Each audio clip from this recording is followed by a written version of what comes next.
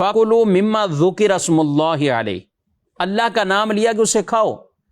اور جس پر اللہ کا نام نہ لیا گیا ہو اسے نہ کھاؤ۔ یہ قرآن مجید میں کئی ایسی آیتیں ہیں۔ اب کچھ لوگ اس کا مفہوم اور اس کی اصل اور حقیقت بتائے بغیر وہ اس کو اٹھا کر بزرگوں کے ناموں پر ان کی طرف نسبت کر کے جو جانور ذبح کیے جا رہے ہوتے ہیں اس پر چشمہ کر دیتے ہیں، اور یہ بدترین لوگ ہیں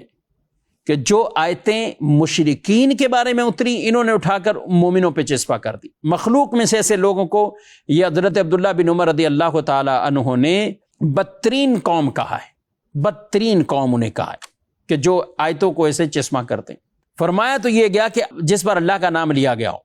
وہ کھاؤ، اور جس پر اللہ کا نام نہیں وہ نہ کھاؤ۔ مراد اس سے یہ کہ جس کو ذبح کرتے وقت جس پر اللہ کا نام لیا گیا ہو وہ حلال، اور جس پر اللہ کے علاوہ کسی اور کا نام لیا گیا وہ حرام۔ لیکن یہ اس کو چسپاں یوں کر دیتے ہیں کہ اگر کوئی جانور کھڑا ہے اس کا نام کر دیں، نسبت ہم کر دیں کہ یہ ہم نے حضور غوث پاک رحمۃ اللہ تعالی علیہ کے نام پر ہے، یہ داتا علی حجویری کے نام پر ہے رحمۃ اللہ تعالی علیہ، یہ بابا فرید گنج شکر رحمۃ اللہ تعالی علیہ یہ ان کے نام پر ہے، یہ فلاں بزرگ کے نام پر ہے، یہ ہمارے والد مرحوم کے نام پر ہے، یہ فلاں کی والدہ کے نام پر ہے۔ مطلب یہ جو نسبتیں ہیں یہ جانوروں کی، ایسا نہیں ہے کہ کوئی ذبح کرتے ہوئے کسی پیر کا نام لے رہا ہو، کسی ولی کا نام لے رہا ہو۔ کیا کبھی کسی نے دیکھا؟ ہرگز نہیں، کوئی بھی نہیں ایسا کرتا، اور کرے گا تو جانور ہی حرام ہو جائے گا، مردار ہو جائے گا۔ ولی تو ولی، بزرگ تو بزرگ، میں کہتا ہوں امام الانبیاء، سرور کائنات، فخر موجودات، شفیع المذنبین، جناب رحمت للعالمین، رسالت مآب صلی اللہ تعالی علیہ وآلہ وسلم کا نام لے کر بھی کیا جانور کو کوئی کبھی ذبح کرتا ہے؟ نہیں کرتا، کیونکہ حضور اسلام نے یہی تعلیم ہمیں ارشاد فرمائی کہ جانور جو ذبح ہوگا وہ فقط اللہ کے نام پر ذبح ہوگا، اور قرآن نے بھی یہی تعلیم دی۔ صرف نسبت کرنے سے حرام جانور نہیں ہوتے، یہ مسئلہ سمجھنا چاہیے، ورنہ تو آپ کئی چیزوں کی آپ بھی تو نسبت کرتے ہیں۔ آپ کے گھر جانور آئے تو آپ قربانی پہ کہتے ہیں کہ یہ امی کا ہے، یہ ابا جی کا ہے، یہ فلاں کا ہے، یہ فلاں کا، یہ فلاں کا، تو یہ آپ نے نسبت ہی تو کی ہے، اور کیا کیا یہ؟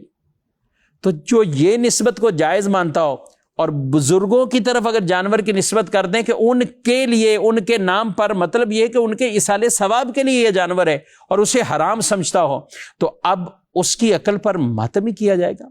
وہ تو حماقت سے کام لے رہا ہے، جہالت سے لے رہا ہے،